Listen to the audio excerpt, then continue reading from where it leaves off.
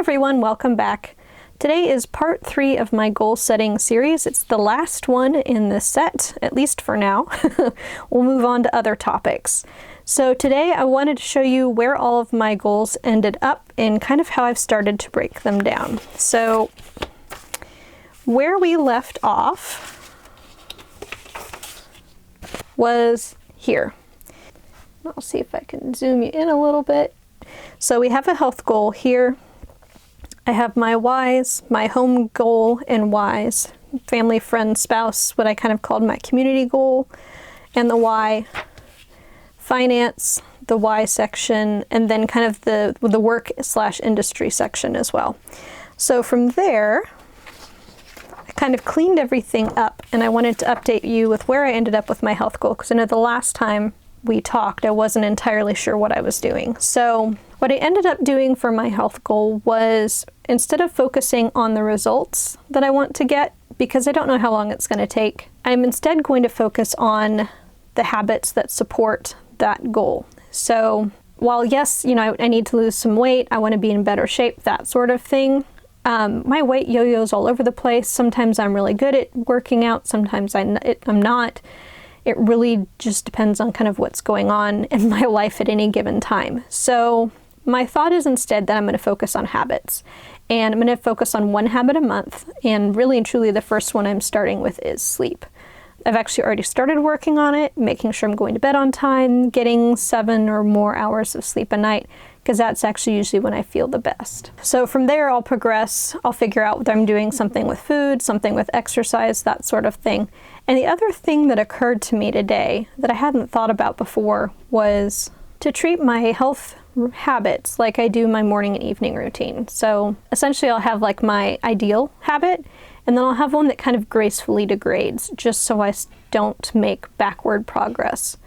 So something that I will do normally, and then if I'm super busy, if life is not conducive to that normal habit, having one that is good enough that kind of keeps me moving in the right direction, but isn't maybe like the full thing. So for example, working out 20 to 30 minutes every single morning. The degrading habit might be that while I'm at work, I take a couple 10-minute walks during the day, just around the block, just to get me out of the office. So I'm still moving, still getting a little bit of exercise, but maybe it's not like exercise what most people think of. So the first health goal then is establish habits that support a healthy life. My home goal is to create a home that fosters rest and connection. My community goal is to love others better. My finance goal is to complete a comprehensive financial review and update my goals. For my work goal, I want to update our current employee policies, procedures, and supporting documents, and then also revamp our lease renewal timeline and workflow. So for my YouTube, blog, Etsy store, all of that together, I just have it under my name. I originally had a monthly revenue goal, and I think that was where I had left off the last time I had filmed a video. But I realized I had said in that video that for me it isn't about the money. And when I reflected back on that, I realized that the goal I had set did not reflect kind of my intention or my goal for this channel. So I ended up changing it from a monthly revenue goal to growing my side hustle. Provide positive, valuable information and resources to my community. So I'm not only growing the YouTube channel, the blog, the Etsy store, but also trying to grow the community around that. And then finally, I have some volunteer obligations for the industry. So fulfilling those and providing my expertise to help improve the industry and associations. So those are my goals. And just so you can see a little bit of the in-between, I did do some general mapping out on the quarterly momentum planner page. Mostly I was trying to figure out I have goals notated next to objectives and milestones, kind of projects and things like that. So essentially what I was trying to get to on these 2 pages is basically what I just read through. So that was actually kind of the basis for the action plan pages. I have the big picture goal, I have my whys, which I had already determined. The positive effect, I went ahead and wrote down how I'll feel. There's a celebration section, which I did not fill out really for any of them. For me, for whatever reason, my motivation completing the goal is generally enough. I don't necessarily need a reward. So I may fill that in if I change my mind later.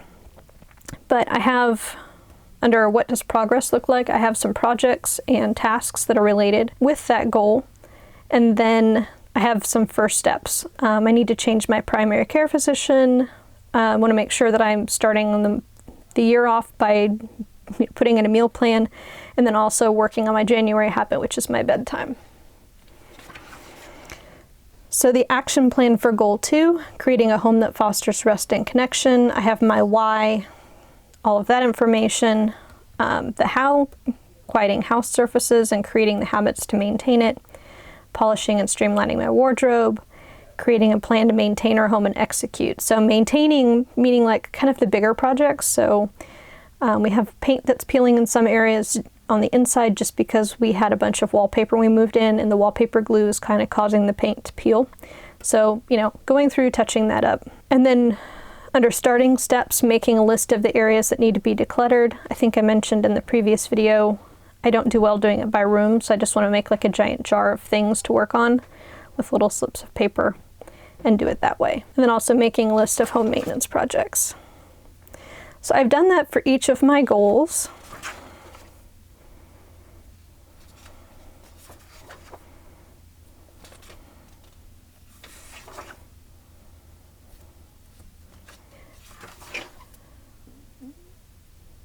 And I actually ended up adding a goal here, deepening my relationship with God.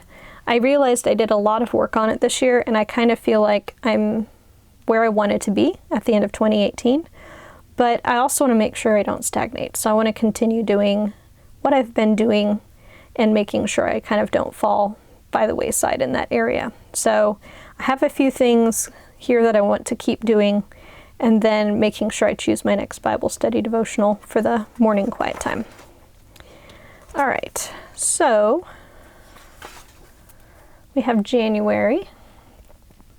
Things on my calendar, important to-dos, which a lot of these actually got transferred from this page.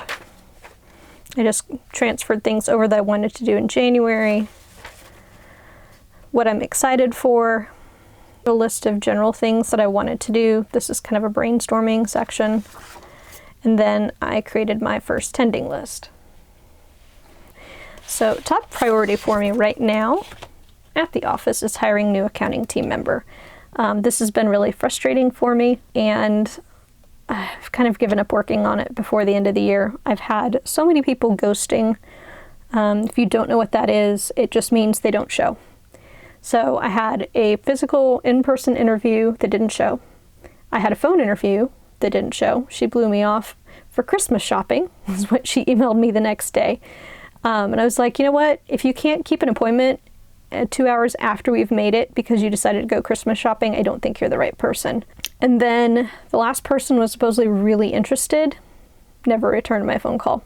So needless to say, I'm a little frustrated. I'm probably going to go a temp route for a little bit because I've never had this much trouble getting somebody to just actually talk to me about a job. It's like, you send in your application, surely you're interested enough to actually just talk with me about the job, but I can't even get them to do that. So I don't know what's going on. I want to create a declutter list, organize the treasurer responsibilities, that's my volunteer work on the Cambridge tax prep, review my financial goals and set family and personal budget, and then set my Q1 editorial calendar.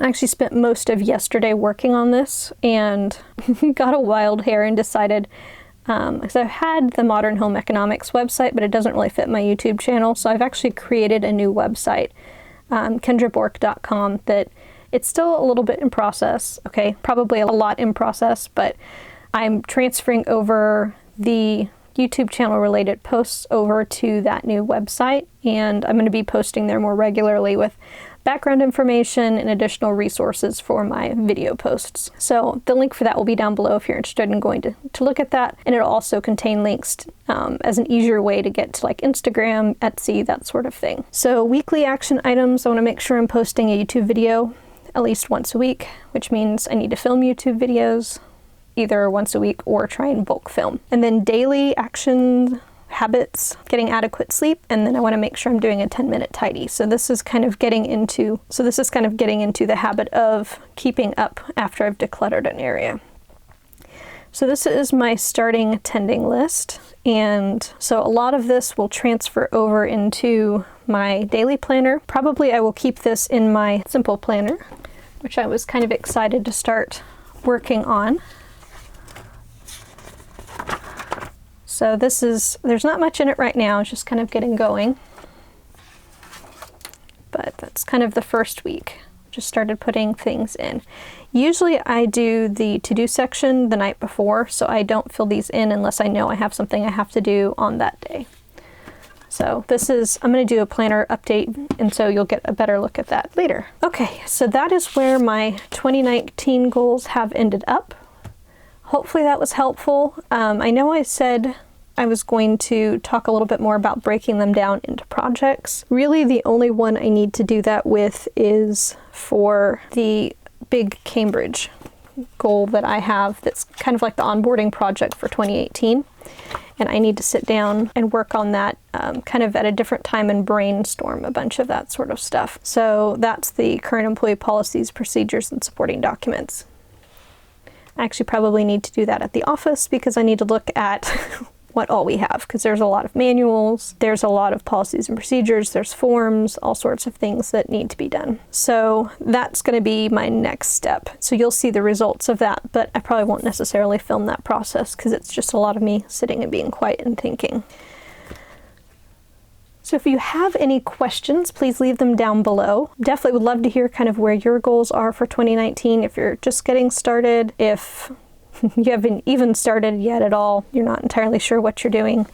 And I'd be interested to hear kind of what you're doing as far as goal setting. Are you using the Powersheets or something else, working on your own? This was the other thing I kind of sat down and brainstormed, was kind of what my planner situation was going to look like. So this will come in the update in the next video, but these are the planners that I have that I'm interested in using. And so I was trying to figure out kind of how I would use everything and how often it would be updated. So I have my Emily Lay Simplified Planner. That was the one you just saw. I have my Pocket Vanderspec, the black one, which I'm still using as a wallet and kind of as a monthly, weekly overview and lists. I have my Erin Condren Life Planner that's an hourly that I've been using as kind of a goal and project planning overview. I'm not sure if I'm going to still do that since I have the Powersheets, but this kind of stops kind of at the monthly level. So I may continue to break things down on a monthly, weekly level in here. I have the Powersheets, which you've already seen how I'm using those. I have my Happy Planner Classic still, and I'm trying to figure out how I want to use that. I did order a few plum paper planner inserts, kind of maybe to use as a business planner for the blog, vlog, and social media, but I'm also trying to figure out, aside from the kind of the bare basics of that sort of stuff, if I want to keep my editorial calendar online. Right now I have it in Trello, and I'm trying to figure out how I best see things kind of as an overview, but easy to move because I don't always post things when I intend to. And then I have an Emily Lay journal that I'm using for faith journaling, and I still have that self-made prayer journal that you've seen in a previous video. So those I'm still using and doing. I was using a Happy Planner weekly for faith journaling, but I do like this Emily Lay journal better. There's a lot more room. So kind of what it's looking like is the Simplified Planner will be a daily schedule and monthly update, so I'll do that weekly. And then the daily to-dos and daily schedule update, I'll update daily. I have that Pocket Vanderspec that I'll update weekly. So that'll be my weekly schedule and meals, monthly update, also lists, financial, travel, project list, that sort of thing is in there. Erin Condren will be updated weekly with a weekly schedule and project planning, and then a monthly update and goal project overview, and I'll do that monthly. So the Powersheets will be attending list update. I'll just check things off and move things forward weekly, and then attending list review, creation, and goal review weekly and monthly. And then goal setting review, that will be quarterly and then obviously annually. The Happy Planner Classic and Plum Paper Planner, which I got unpunched so I can stick in there. I saw that on Antonisha Lachey's website, and I actually really liked that. So that'll be like a business review and tracking. So that'll be updated weekly and monthly. I have Trello for the editorial calendar and planning. And then I have, it also, I think, will be a home planner, the home inserts that I already have. So that'll be weekly and monthly review. So that's kind of what my 2019 planners are looking like. And then I was starting to try and set up a schedule for when I was doing reviews and plans and routines and things. This is what that's looking like. Daily routines, a basic weekly plan, the weekly review that I usually do on Saturdays, monthly review, potentially the third Friday of every month, the quarterly review, the third Sunday of the month prior to the quarter, the yearly review, first week of December. I did that one a little late. And then mid-month review if I want to get into doing that the 15th of the month. As you can see, I'm still trying to work out what I'm doing and when, but this is all part of my yearly review and figuring out what next year is going to look like. So I hope that was helpful. Again, if you have any questions, leave that down below. If you enjoyed the video, I'd appreciate a thumbs up. If you haven't already, please subscribe. I have a bunch of related videos coming soon. Thank you for watching. See you next time. Bye!